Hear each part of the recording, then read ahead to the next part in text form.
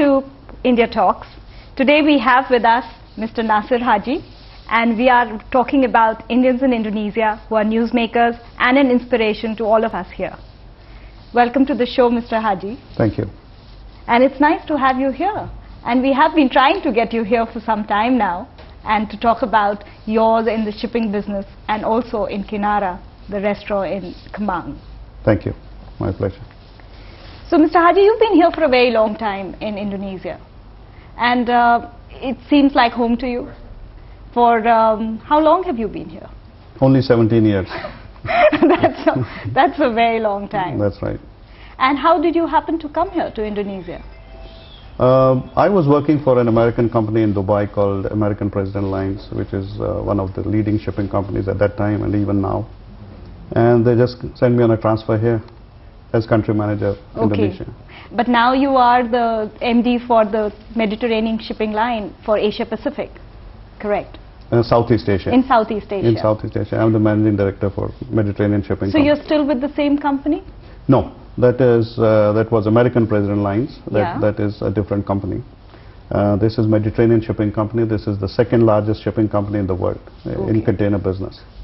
And you, how did you move from the American shipping line to, you set it up here, the Mediterranean shipping line here in Indonesia? That's right. I quit my job in 1991 and then I started with Indonesian local partners, a local group here. And we have a joint venture with Mediterranean Shipping Company in Southeast Asia. Why shipping? Did you, when you were young, did you think about being in shipping, or was this your ambition in life? Never. Never. I never thought I would end up in shipping. My mother wanted me to be a doctor. My father is a retired judge, so he wanted me to be a lawyer. And why did your mother want you to be a doctor? Because I think she was sick most of the time and she needed a family doctor. Was she sick, or was it because you were so heavily into sports that you were injured so regularly? I think partially I might have made her sick. Yeah, but in fact there were not many opportunities in Kashmir where I come from. I see. So the best line is either you become a government servant or you become a doctor or an engineer or a lawyer or a judge, something like that. So that was the early part. Never thought of shipping. Never shipping? Never. Then how did that happen? Well, it was a coincidence. My sister was married in Dubai, and I was sent there on a fact-finding mission to see what is happening there. So did you like Dubai? What did you think of it then many years ago? Oh, it was beautiful. I mean, I had never seen anything like that in my life, and I came from Kashmir straight to Dubai, and I saw foreign cars, and everything was dazzling for me. So I liked Dubai the first day I saw it. So how long did you stay in Dubai? Dubai was about 9 years. I got married in Dubai. My two kids are born in Dubai. So Dubai is like home for us. You also mentioned that you were the championship 3 times UAE for badminton. And so you were heavily into sports there. So did you go there as a sportsman, or did you go there for work? When I wrote my first letter to my father after I landed in Dubai, I think I mentioned to him the 2 skills that I have, and the only 2 skills I have is I could drive a car and I play badminton.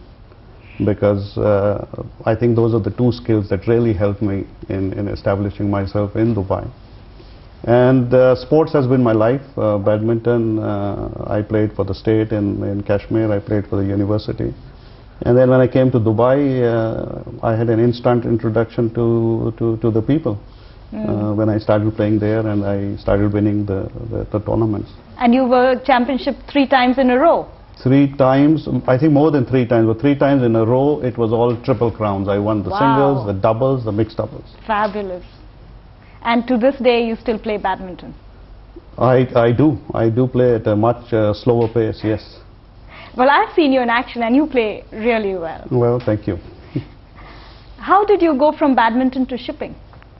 No, I did not go from badminton to shipping. I was a so-called badminton star in a small community in Dubai, and that's where my boss, my eventual boss, was watching me. So somehow I went for an interview and he was there, and I was really surprised to see him, because I would see him during my games. He must have been equally surprised to see you. He was, because he thought I was running my own business. Oh. And when he saw me, he was surprised, and I think the job was offered in about 2 minutes' time. Obviously, means if you had been so committed and you go 100% on the court, so he would have expected you would do the same for him. That's right, and we had many other sportsmen in our company, so it was a company of sportsmen. Okay. So we really had good fun there.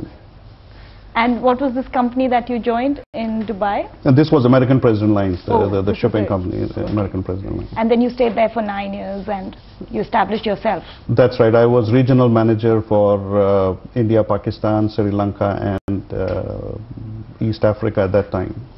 And then the company offered me an opportunity in Indonesia, and that's how I moved here. Yeah.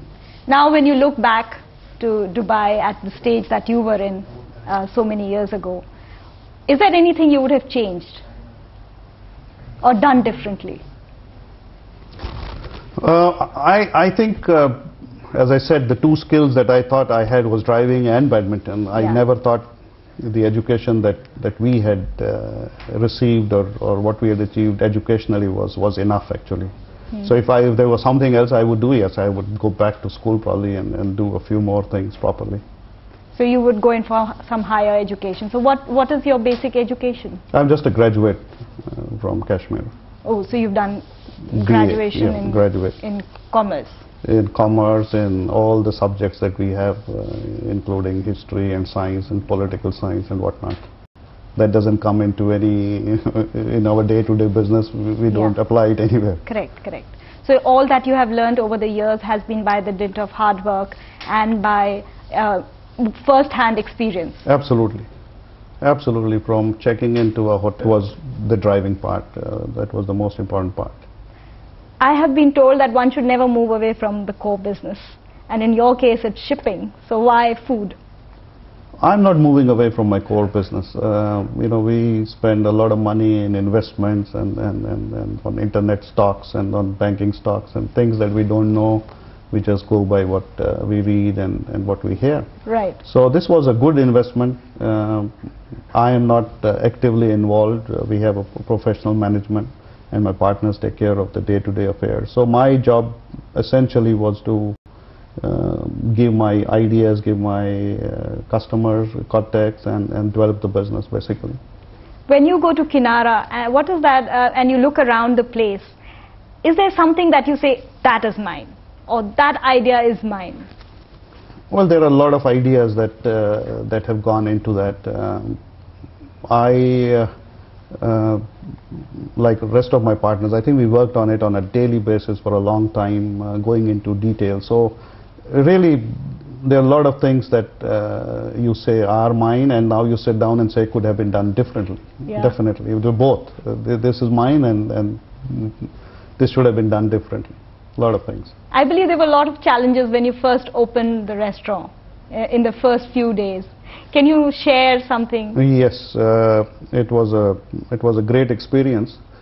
We started by inviting larger groups. We had the Indian, the Pakistani community coming in, 150 people. Because they are the best judge of the food. They're the best judge, and also the chefs wanted to make sure the food is tasted and so before we opened for public, what I call before we started earning anything, it was free food. So people would come in large groups and we would have a buffet and people would just eat and leave. So the first day when we opened... How come you didn't advertise that part?